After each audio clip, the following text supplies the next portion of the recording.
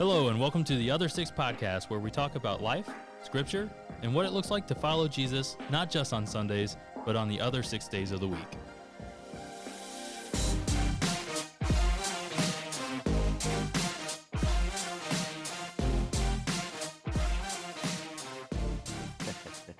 Hello, and welcome to the Other Six podcast. We are some of the staff from North Liberty Christian Church. I'm Patrick Andrews, and with me today is Lucas Bowling. Yeah, go ahead, Lucas Bowling. I didn't know we were gonna do that. What do you do here? Yeah, I'm the student pastor or youth pastor, whatever you want to call it. The title is student pastor, but I love to teach kids about Jesus. I love to hang out with them, build relationships with them, and really just dive into their lives and be a good mentor, I guess. Perfect. And build up Tim's self-esteem. And build up Tim's. That's Laugh at also all of my his job. jokes. Yeah, that's also my job. Yeah, he was specifically hired for his love of Tim's jokes. Yeah. Yes, and with over here is Chris Fleck. That's my name. And I'm the worship leader here, and then I oversee community groups and ministry teams as well. And I've been here since 2007. You're old. I feel like really old right now. Like Lucas was born post-millennium. Yeah, I was gonna say I was 6 years old. Six? Okay, 6 years yeah. old when you The started world. working here. I've had those moments too. I mean, I'm not nearly as old as you are. Can't believe we're having this conversation right now. Well, so the Other Six podcast, we want to give you as a listener tips and tricks on how to approach different situations and grow closer to your relationship with Jesus. Not just on Sundays, not just on Wednesdays, but every day of the week, the other 6 days of the week. So today we're going to talk a little bit about holidays and how we celebrate them and how different people might view holidays in different ways. That being said, Easter is this weekend. Yeah. So how do you guys celebrate Easter? Lucas, do you have any traditions, family traditions? Not necessarily any traditions. I mean, when I was a kid, it was kind of the standard, got an Easter basket, painted some eggs, maybe went and did some Easter egg hunts. Now that we have like younger family members, maybe we plant little plastic eggs for them to go find out in the yard or whatever, but nothing too crazy. We go to church, go to either service. I know sometimes now that it's there's some churches that are a lot bigger now. When I was younger, we went to another church, and they had like a service on a Saturday, and so we'd go to service on Saturday so we could beat all the traffic and stuff on Sunday. But then, go have like a lunch or maybe some dinner, just spend time with family, like just a lot of family like gathering, So just out of curiosity, because I don't think we're going to dive too deep into this, but why would you decorate eggs? And why would you go egg hunting? Was there a specific reason There for wasn't it? like a specific reason. See, There wasn't yeah. That's like what we did. It was just a kid thing. Kind of a fun thing. Kind of Yeah. a fun thing Sure. to go do. It Okay. wasn't. Nobody was telling me like, oh, you go find these eggs to go. I don't know. To worship the fertilization no, gods. no, nobody, okay. nobody ever instilled that Okay. into us. Yeah. We were always taught about like Jesus and his resurrection. It's Resurrection Sunday. Easter's just a name for it, I guess. Right, and that was just something that we did when we were kids. Not It's to just put you on like the spot or no, anything. it's just like for Christmas time we Yeah. think about Santa Claus and the reindeer. Right, Like it's kind of the same line as that, I guess. I gotcha. Quick Yeah. aside. You ever put hard-boiled eggshells in your coffee grounds? No. What is that all about? So my grandpa turned me onto this when we visited him for the national championship game a few months ago, and Protein. something about the pH balance. I guess it makes the coffee less bitter. Interesting. And I can say because he gave me a nice little container to bring home. Did he like have them pre-ground? and Yeah, everything on he dust, puts or? it in a little food think it's processor, like- and Salmonella. Isn't that? they're hard boiled. Okay. They're yeah, hard yeah, boiled, they're and then cooked you at that take point. the shells. And, Okay. Anyway, I Makes can honestly say it has made my coffee much more smooth. Interesting. Shameless plug for eggshells. They're already expensive as Yeah, it- now as eggs it prices is. are gonna go way Hey up. guys, I have a container of eggshells at home, $100. So, I know what they're worth. What about you, Chris? What are your Easter traditions as a family? well, growing up, kind of a typical, kind of like Lucas's, we had a Easter egg hunt, got together with family after church. Where I grew up, we had something called a sunrise service, SON. Oh, RISE. wow. Very clever of our Yeah, I friends like that. back in the day, where we got together at like 7 a.m. at our church, and I think it was a combined thing. We had a few area churches get together Yeah. at one church, and then we would disperse after breakfast and a little devotion and go back to our own churches and have a Easter celebration. But yeah, typically by that time it was fall. I had an Easter basket in the morning, and a little reminder of what Easter is truly all about. And as I've grown to have my own family, and now we have teenagers, they're not really into the egg hunting thing so much anymore. bummer. Maybe we'll find out Sunday. We do have some younger kids at our gathering, so we may have one. But just really emphasizing, ever since day one, since the kids were babies, we would just remind them that, yes, we're getting together, we're having an Easter egg hunt, we're going to have a good time at church with our church family, but this is why we're doing what we're doing, and that is the resurrection and the defeat of death, as Christ would have it. Yeah.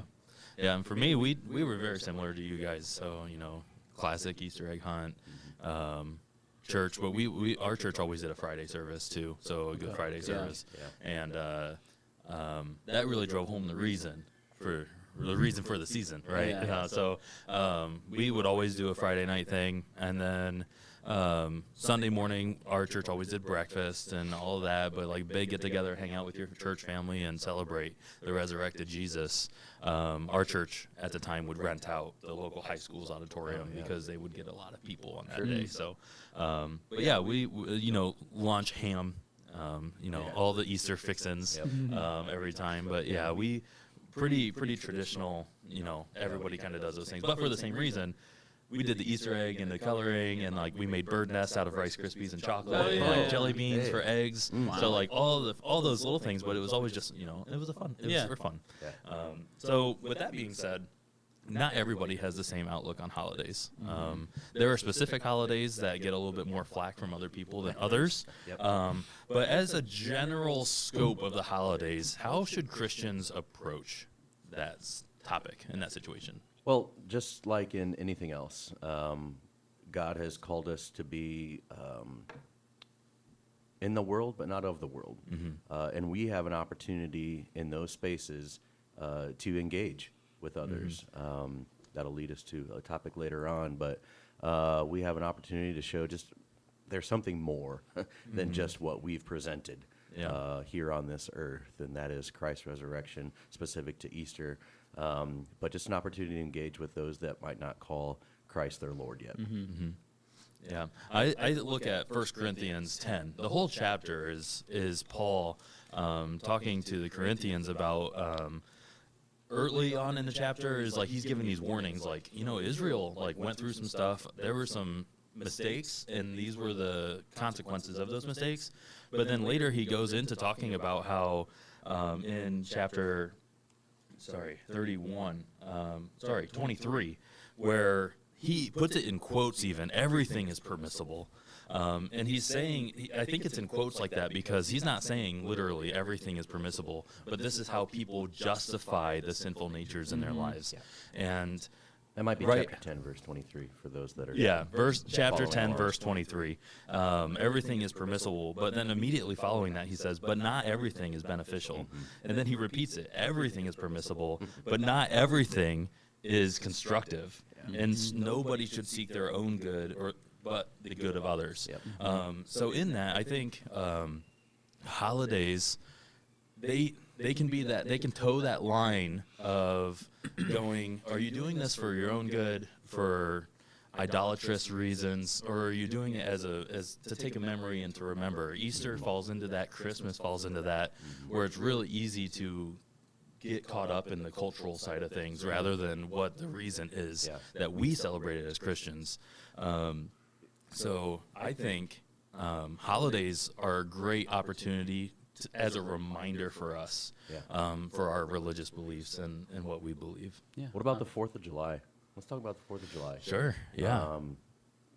I don't know, it's pretty, for those of us in the United States of America watching this, I think it's easy to forget that Christ has given us freedom. Right, yeah. And specifically to this time, given us freedom in this country to really have something really special that not every country in the world has. The fact that we can get together and celebrate Easter or Christmas or have a trunk or treat for Halloween or take your pick of things. That's an opportunity. Yeah, we are thankful that we live in a country where we can do things, light fireworks and jump off of boats and whatnot. Right, yeah. But more so, the freedom that Christ has given us, that we don't have to worry about what comes after the short time on earth, or we don't have to worry about being enslaved to our sin that dwells within us.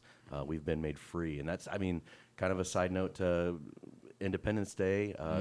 Maybe not the way the founding fathers or whoever implemented the 4th of July. Forgive me, I don't know exactly when that became a federal holiday. All right, sure. But was it 1776? I would imagine it's pretty foundational to those guys. Did they come up with that? Okay, well, they declared yeah. the independence of the freedom. there it is. Hey, Yeah, so- 4th of July. But it can be so much more than that. yeah. And any time, again, we talked about it on Easter, anytime we celebrate a holiday, we remind our family just exactly why Christ has given us this time to celebrate what it is. Yeah. I think using it as I think Chris kind of alluded to earlier was like using it as an opportunity to minister and like using like these times, like sometimes when I would gather with family, and I'm younger, and so when we would celebrate and gather with a lot of our family, I was like a kid basically. Yeah. But as we get older, or as we are adults, we have opportunities to spend time with family. Maybe we don't necessarily get to see throughout the entire year, or maybe they come and visit, or we go visit them,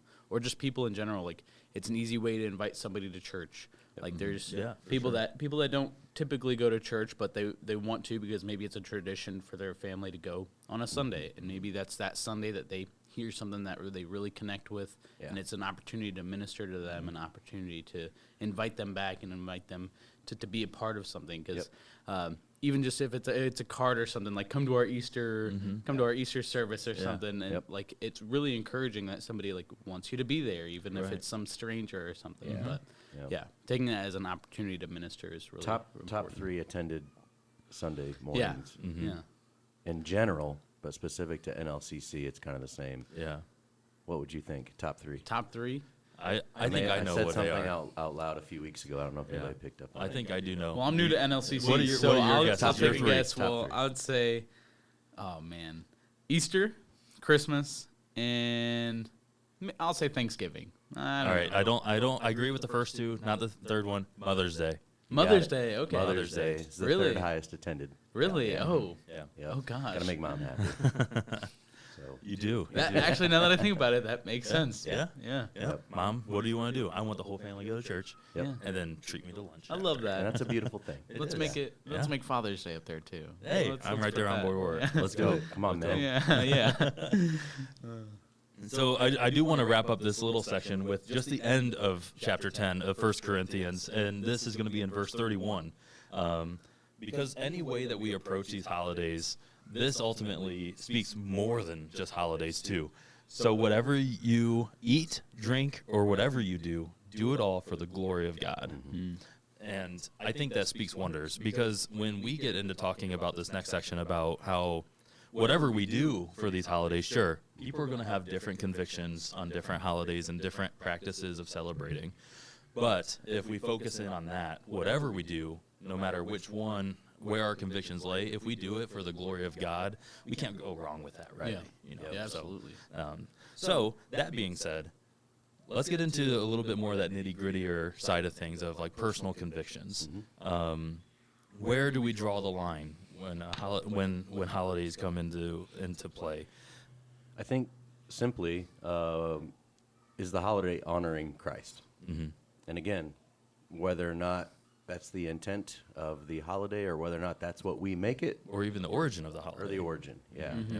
I mean, you can fill in a lot of blanks there as far as speaking to the 4th of July. Some people use it as a day to do the opposite of honoring God.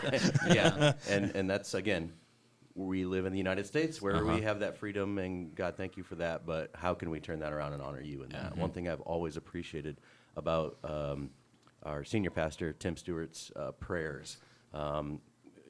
Sometimes we get in these rhythms of praying, but he always includes the phrase, God, help us to honor and praise you in everything that we do. And that's something that I think we take for granted sometimes, but that's what we're speaking to today. Yeah. Absolutely. Yeah.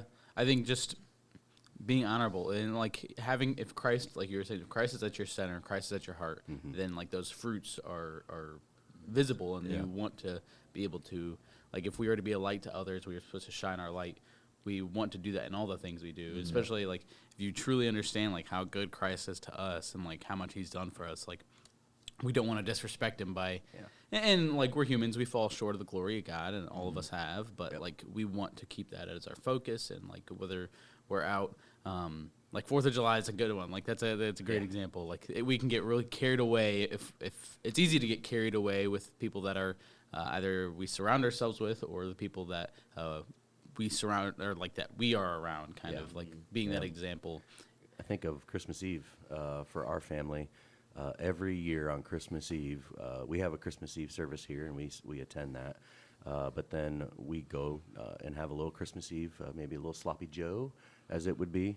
But we will take time and bring everybody together and sit in a room and read from Luke, the Christmas story, from beginning to end. And again, just taking time out of something that could be very secular, and that we're swapping presents around and everybody's getting excited about that, reminding ourselves why we do what we do.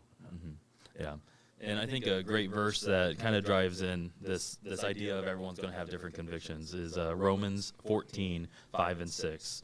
I'll read it here. One man considers one day more sacred than another. Another man considers every day alike. Each one should be fully convinced in his own mind, and he who regards one day as special does so to the Lord. He who eats meat and eats to the Lord, for he gives thanks to God. And he who abstains does so to the Lord and gives thanks to the Lord. So I think one of the more hotly debated holidays around Christian culture is Halloween.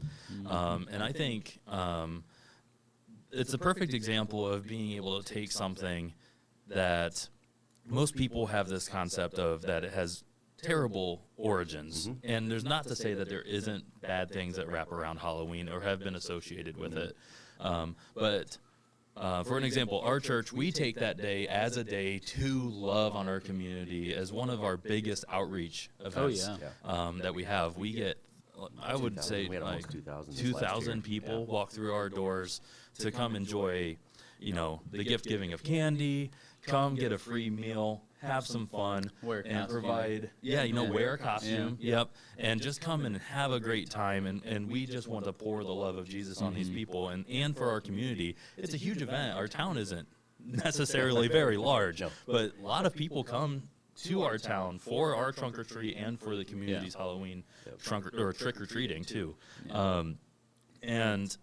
But with that, like I said, Halloween does have some things that could be red flags, and as we approach these holidays, what are some of these type of red flags that as Christians should be on the back of your mind, and how should you approach them?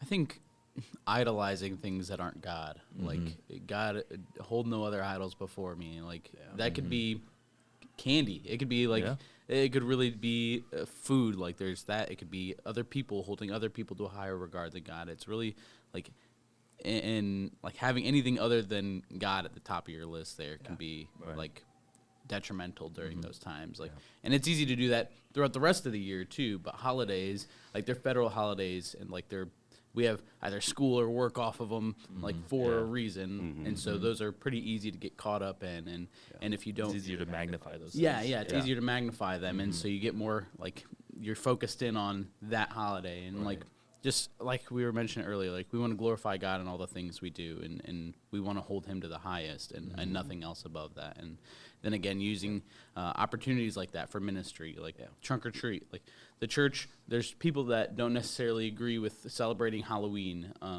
during that time as a church, but we understand where those people are coming from, and It's okay. that's absolutely fine. it's okay. And but we see it as an opportunity to serve and as an opportunity to minister to people.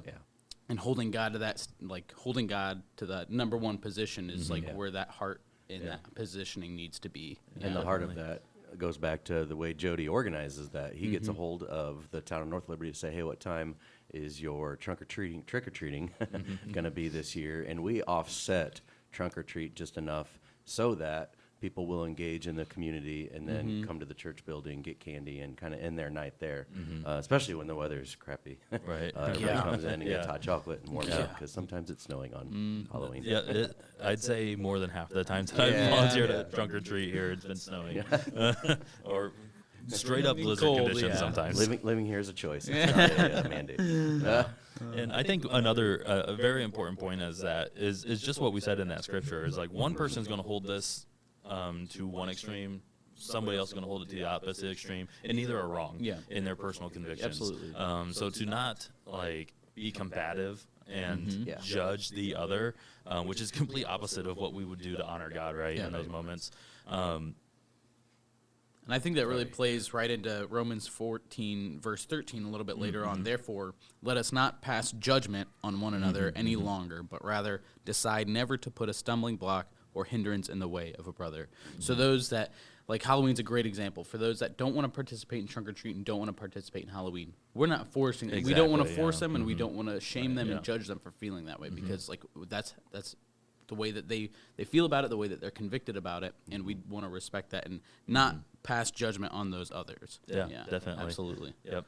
That's I have it handwritten in my Bible. Worry about yourself. Yeah, don't judge other people's faith and how they approach their faith. Yeah, absolutely. And I think that really kind of wraps up and sums that up to a T right there. Is that yes, there's going to be different convictions, and like if I know my friend is like, I'm really against putting up a Christmas tree because I think it has these pagan roots, and I'm not going to put that in my home. Yeah. Then I'm not going to hound them on that, and I'm not going to go to their house during the Christmas season and be like, man, your house is ugly because you don't have a Christmas tree. Yeah. I'm going to respect that decision on them because they have a Absolutely. completely different conviction level than I do. And that goes along, like I think of like, don't put a stumbling block or hindrance in the way of a brother. Like that can go for 1,000 other situations sure. for those maybe that deal with getting upset easily or angry easily or lash out easily. We sometimes we know those people that do that, and I'm guilty of this. I'm good at pushing buttons. Egging them on a and little I'm bit, good yeah. at pushing buttons, but Yeah. like not being that hindrance or that stumbling block by pushing those buttons. Like Yeah. when you're doing that and you catch yourself, you're like, okay, like what they're doing, maybe them getting angry isn't right, but they're getting angry because Because of what I'm I'm doing something to make them angry. Or whether it be, I know, like during 4th of July is a good example. There's people that struggle with alcoholism and people that struggle with alcohol, and they being a brother, to not put a stumbling block in front of them is to not drink in front of them if you decide to drink, or Right. if you don't have a problem, or if you can control your habits in that way, like not putting something in front of them that tempts them that much. Like don't Yeah. put them into a situation that could cause them And to protect stumble. them And too. protect like them, if they are in a situation where like there is drinking going around, like you can be a brother to them and sit next to them and like, hey, let's get some Yeah. Diet Cokes Yeah. and just chill together. You can step alongside them Absolutely. in their convictions Yeah. as well. I have a conviction about Diet Coke. I won't ever get you to have some Diet Coke. I grew up drinking Diet Coke. I don't drink it now. I'm not gonna get Diet Coke at lunch today. No. Oh, I'll get Coke Zero. Coke Zero. Yeah. There you go. Yeah, it's the same. So I have a couple of things that I think any Christian, no matter where they land on that spectrum of conviction, that any of us can do when these holidays approach, but not just holidays, but every day. And I've got pray that whatever you do, that you honor God through your personal actions in that day, whether that be Christmas, Halloween, Easter, 4th of July, Memorial Day, whatever day it is, pray that you can honor God through your personal actions. Also, a lot of these are actually all praying. So, Yeah, love it. If we're gonna have Can anything never to have take too much away, of it. Let's Probably do some wise. prayer. Number 2, pray that Christians everywhere will be a good witness throughout the day. Not just your own actions, but then pray that others will as well. Pray for those who have a weaker conviction towards these things, that even if they are exposed to some of their weakness things, that they have the strength to make it through it without falling into the temptation. And pray through these days to have opportunities to share the word of Jesus Yep. as well. Careful what you pray for, because God's going to open doors for you. Yeah, yeah. And be ready. Yeah, be One- ready for it. One of my favorite things to do with the men's ministry here is whenever I pray to close something out, I pray for an opportunity to share Jesus and the opportunity to actually take that step to do it when the opportunity presents itself. Yeah, have that courage. Because, like you said, be careful what you pray for because it's going to happen. You know. I have a final verse, unless you guys have anything else that we need to talk about on the holidays. I mean, just to like reiterate what you're saying, prayer, like it's a good way to start out your day and a good way to almost like set a bar for yourself or set an expectation. Like even if you're praying to God for this, but you also, I prayed about this morning, keeps it on the top of your mind even like throughout the rest of the day. I think it holds yourself accountable. God holds you accountable to it too, because like you're convicted at that point. If you've prayed about it already, you've got some sort of conviction about it. Whether you meant it or not, you said it out loud, and you're going to remember what you said, right? Yep, for sure. But yeah, and then throughout the other, just go into the other 6 days of the week, just I think don't cause another to stumble, like, and put God as your number one and try to glorify Him in all the things you do, and like try to represent Jesus as well as you possibly can. Yeah, definitely. You got anything to add, Chris? We can open a can of worms if you want. We don't have to wrap up right now. Let's get back to eggshells. Just kidding. No, you guys covered No, it. seriously, you can buy eggshells from Chris for $10 a tablespoon. Thanks. Yeah, shameless plug there for Chris, his eggshell business. I am going to wrap up then with Colossians 4, 5, and 6. Pray that I may proclaim it clearly as I should. Be wise in the way you act towards others and make the most of every opportunity. I love that. So again, how do you approach this on the other 6 days of the week? That's usually kind of how we want to wrap it up. And I think we've covered that. Pray that you can be an example. Pray for your brothers and sisters that they are also an example in a good way, not a bad way when these holidays come about. And to just lift each other up and never break each other down over things as silly as, how something's going to happen or how it's going to be celebrated. Let's stand firm together as a unity in Christ in every situation. Yeah, all the other 6 days of the week. Yeah. Perfect. Next month, we will have Jody here, and he's going to be leading a conversation about what it looks like to have a Christ-centered family. Yeah. And I think some of that insight from next month's episode can be bounced back to this one for sure. Absolutely. Because how you approach holidays with your family, I think, is a big one too. And one last reminder, if you are listening to this or watching this before Easter, Sunday morning, 8:15 a.m. and 10 a.m., identical services at NLCC. Yeah, so we'd love to have you there. If you show up at the normal time without thinking, you'll be fine. Yeah. If you want to get started early, there's an opportunity. There you go. Boom. All right. Well, that's us. That's the end. And we're checking out for the time being. We'll see you next time.